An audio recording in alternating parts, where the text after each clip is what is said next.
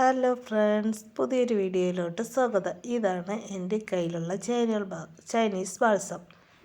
ഇതിനെ കൂടാതെ അടുക്ക് നിറത്തിലുള്ള വെള്ള ചൈനീസ് ബാൾസവും എൻ്റെ കയ്യിലുണ്ട്.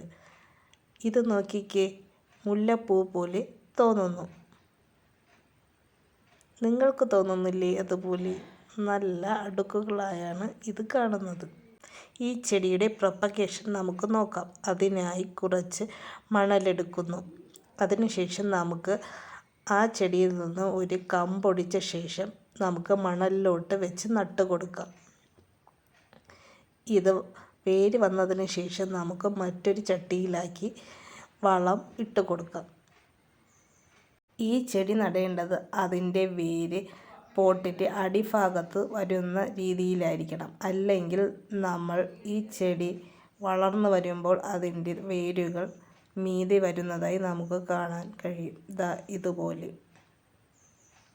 ഈ വീഡിയോ ഇഷ്ടമായെങ്കിൽ please like, share and subscribe.